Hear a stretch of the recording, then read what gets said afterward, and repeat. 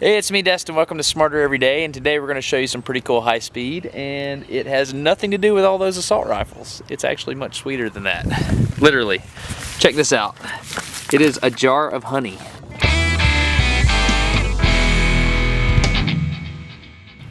So, I know this sounds a little strange, but we've got a high-speed camera set up, and we are going to show you something called the liquid rope coil effect. This is how it works. You just put some of the honey on this chopstick here and you just drip it down, and look at this. Check out that. How cool is that? It has to do with the viscosity of the fluid, and basically the liquid is piling up. So I think this is really, really neat. So we're going to get a little bit of high speed of it, and then after that we're going to discuss this in more detail. Fluid dynamics are awesome.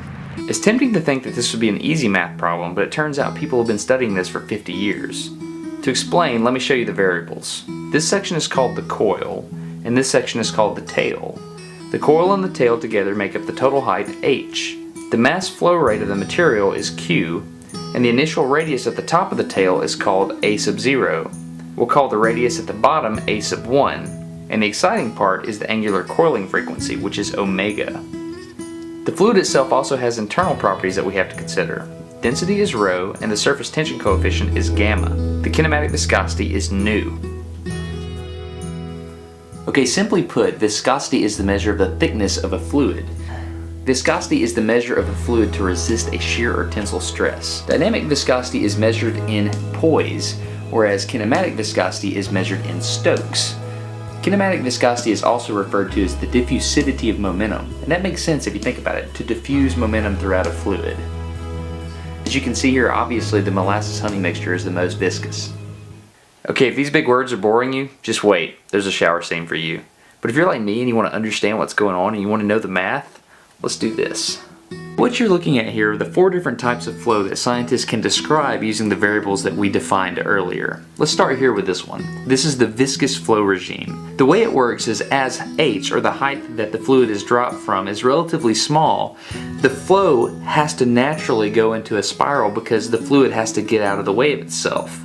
Now, the interesting thing about the equation used to define the coiling frequency is that it doesn't even include the kinematic viscosity of the fluid.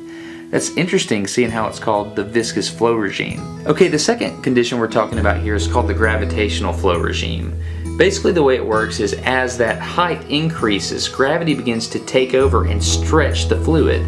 So basically the viscosity of the fluid is resisting that stretching, and that's why the equation there shows that kinematic viscosity starts to come into play. And that's where the coiling becomes uniform and stable. That's the exact condition that we were filming with the high-speed camera earlier. The third condition we're going to talk about is called the inertial regime. Now, as height gets very, very long, what happens is that fluid becomes very fast and very, very skinny. Now, you'll notice in the equation that the radius of the coil at the bottom is factored into the denominator and raised to the 10th power. Now, if you think about it, that means the smaller the radius gets, the higher the coiling frequency, which makes sense. Okay, the fourth regime is why I love science. All we know is that somewhere between the gravitational regime and the inertial regime, everything goes out the window. All of a sudden you'll go from a steady state coil to some erratic figure 8 pattern or something stranger.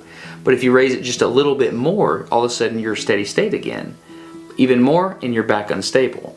Everything is erratic. The frequency is varying wildly, but it seems to have some sort of pattern, but we don't know why. It's very interesting, and there's been a very complex study done on it, and I'll leave a link in the description to that so you can check it out yourself. I think it's amazing that we as humans can conquer so many things about the world around us, but we still struggle with the smallest of things. If you're interested in knowing why I did this video, I'll leave that info in the description as well. Boy, that got weird in a hurry, didn't it? Every single day you can check out the liquid rope coil effect in your own shower. It's pretty easy. Just take your shampoo, which is a pretty viscous fluid, and throttle the flow rate and the height until you get the right combination, and then boom, you lock in on the liquid rope coil effect. It's pretty cool. You can change things and see how the variables affect its action. Anyway, I'm not responsible for any extra shampoo you end up using. I'm Destin. You're getting smarter every day. Have a good one.